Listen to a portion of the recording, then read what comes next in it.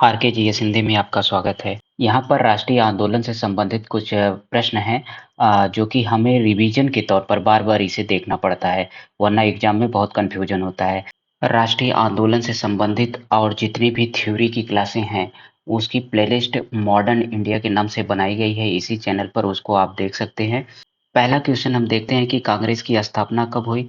तो कांग्रेस की स्थापना बॉम्बे में हुई थी और ये 1885 ईस्वी में कांग्रेस की स्थापना हुई थी।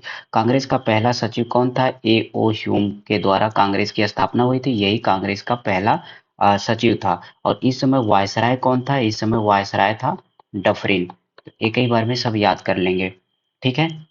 कांग्रेस का कांग्रेस नाम किसने सुझाया था? कांग्रेस का कांग्रेस नाम दादा भाई नौरोजी ने सुझाया था। ठीक है, इसको ध्यान देंगे। कांग्रेस के पहले अधिवेशन में कितने सदस्य थे? तो कांग्रेस के पहले अधिवेशन में 72 सदस्य आए थे। ठीक है। किस वायसराय के शासनकाल में कांग्रेस की स्थापना हुई थी? तो ये डफरी के शासनकाल में कांग्रेस की स्थापना हुई थी। कांग्रेस का प्रथम अध्यक्ष कौन था? तो ये डब्ल्यू सी बनर्जी कांग्रेस का प्रथम अध्यक्ष था। ठीक है। कांग्रेस का पहला पारसी अध्यक्ष कौन थे? तो पहला जो पारसी अध्यक्ष है वो दादा भाई नौरोजी थे। 1886 में ये पहली बार कांग्रेस के अध्यक्ष बने थे और ये पहला अधिवेशन कहाँ हुआ था? कोलकाता में हुआ था। पहला मुस्लिम अध्यक्ष कौन था? कांग्रेस का पहला मुस्लिम अध्यक्ष बदरुद्दीन तैयब जी थे और 1887 में इसका अधिवेशन हुआ था मद्रास में। ठीक है। तो मुस्लिम जो पहला अध्यक्ष है वो बदरुद्दीन तैयब जी थे। पहला यूरोपियन अध्यक्ष कौन है? तो पहला कांग्रेस का पहला यूरोपियन अध्यक्ष जॉर्ज यूल है और इसका अधिवेशन 1888 में इलाहाबाद में हुआ था। तो इलाहाबाद में कांग्रेस के अधिवेशन में पहली बार कोई यूरोपियन जो पहला अध्यक्ष जॉर्ज यूल था वो अध्यक्षता किया था। तो कांग्रेस के सबसे युवा अध्यक्ष कौन थे? तो कांग्रेस के सबसे युवा अध्यक्ष मौलाना अबुल कलाम आजाद थे। ये 1923 ईस्वी में कांग्रेस के विशेष अधिवेशन में इसकी अध्यक्षता किए थे। मौलाना अबुल कलाम आजाद पहली बार अध्यक्ष बने थे। महात्मा गांधी जी कांग्रेस के अध्यक्ष कब बने? तो देखिए 1924 में बेलगाम में कांग्रेस के अध्यक्ष बने। बेलगाम कहाँ है? कर्नाटक में बेलगाम है। तो बेलगाम में पहली बार और अंतिम बार, ये केवल कांग्रेस के सिर्फ एक बार, महात्मा गांधी कांग्रेस के सिर्फ एक बार अध्यक्ष बने हैं। तो पहली बार और अंतिम बार कहाँ अध्यक्ष बने? बेलगाम में। ठीक है। कांग्रेस की पहली महिला अध्यक्ष कौन थी? तो कांग्रेस की पहली महिला अध्यक्ष देखिए कौन थी? एनी बेसेंट थी पहली महिला अध्यक्ष। 1917 में कलकत्ता में अधिवेशन हुआ था, वहां पर पहली बार पहली महिला कांग्रेस की बनी एनी बेसेंट। कांग्रेस की पहली भारतीय महिला अध्यक्ष कौन थी? तो 1925 में कानपुर में अधिवेशन हुआ, उसके अध्यक्ष बनी सरोजनी नायडू। तो देखिए पहली महिला अध्यक्ष की जब बात की जाती है तो ये एनी बेसेंट है 1917 में कोलकाता में। और कांग्रेस की पहली भारतीय महिला की जब बात होती है, ये भारतीय महिला तो सरोजनी नायडू थी 1925 कानपुर में। ठीक है। स्वतंत्र भारत की प्रथम महिला राज्यपाल कौन थी? तो स्वतंत्र भारत की प्रथम महिला राज्यपाल सरोजनी नायडू थी। और ये किस स्टेट की पहली बार राज्यपाल बनी? ये यूपी की राज्यपाल बनी। ठीक है। आजादी के समय कांग्रेस का अध्यक्ष कौन था? तो आजादी के समय कांग्रेस के अध्यक्ष कौन? तो जेबी कृपलानी आजादी के समय कांग्रेस के अध्यक्ष थे। बंगाल का विभाजन किसने किया था? तो बंगाल का विभाजन लॉर्ड कर्जन ने किया था। और ये विभाजन कब लागू हुआ था? 16 अक्टूबर 1905 को। ठीक है, इसको याद रखेंगे। दो देशों के राष्ट्रगान लिखने का गौरव किसे प्राप्त है? रविंद्रनाथ टैगोर को प्राप्त है। ठीक है।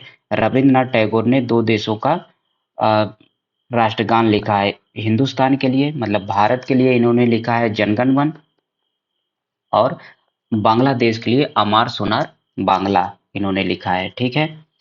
और पहला भारतीय जिसे नोबेल दिया गया रविंद्रनाथ टैगोर। तो रविंद्रनाथ टैगोर को पहली बार नोबेल दिया गया। कब दिया गया? 1913 में। और किसके लिए? इन्होंने एक पुस्तक लिखी थी जिसका नाम था गीतांजलि। ठीक है। तो गीतांजलि के लिए इन्हें नोबेल पुरस्कार दिया था और पहले भारतीय थे जिन्हें नोबेल दिया गया 1913 में। ठीक है। महात्मा गांधी को महात्मा किसने कहा? तो महात्मा गांधी को महात्मा रविंद्रनाथ टैगोर ने कहा। ठीक है। और महात्मा गांधी को राष्ट्रपिता किसने कहा है? जब राष्ट्रपिता की बात आती है तो ये सुभाष चंद्र बोस ने कहा था, ठीक है। गदर पार्टी की स्थापना किसने किया? तो गदर पार्टी की स्थापना लाला हरदयाल ने किया। और गदर पार्टी की स्थापना कब हुई थी? 1913 में हुई थी। कहाँ हुई थी? सैन फ्रांसिस्को में, ठीक है। और सैन फ्रांसिस्को कहाँ है? ये यूएसए में है, अमेरिका में, ठीक है। 1913 में लाला हरदयाल ने गदर पार्टी की स्थापना की थी। स्वराज पार्टी की स्थापना किसने किया? तो स्वराज पार्टी की स्थापना मोतीलाल नेहरू और सी आर दास ने किया। और इन दोनों ने कब किया था? 1923 में। और कहाँ किया था? इलाहाबाद में किया था। इलाहाबाद में किया था। और ये स्वराज पार्टी की स्थापना तब हुई थी जब महात्मा गांधी ने असहयोग आंदोलन वापस ले लिया था। और असहयोग आंदोलन से ये लोग नाराज हो गए थे। मोतीलाल नेहरू, सी आर दास, कुछ कांग्रेसी नेता नाराज हो गए थे। और उसके नाराज में मतलब स्वराज पार्टी को कांग्रेस की विरोध पार्टी मानी जाती है, ठीक है। दक्षिण अफ्रीका से गांधी जी का आगमन कब हुआ? तो दक्षिण अफ्रीका से गांधी जी 9 जनवरी 1915 को वापस आए, ठीक है। गांधी जी का चंपारण आंदोलन कब हुआ? तो गांधी जी का चंपारण आंदोलन 1917 में हुआ। 1916 में लखनऊ अधिवेशन हो रहा था, वहीं पर गांधी जी से मिलने एक किसान राजकुमार शुक्ल आए, ठीक है, चंपारण जिले से। और उन्होंने तिनकठिया पद्धति का विरोध करने के लिए गांधी जी को आ, बुलाया, कहाँ? चंपारण में। और तिनकठिया पद्धति में यह था कि जैसे 3/20 भाग पर नील की खेती करने के लिए अंग्रेजों ने अनिवार्य कर दिया था। तो इसी का विरोध चल रहा था। तो इसी के लिए गांधी जी पहला सत्याग्रह किए, जो कि चंपारण में 1917 में।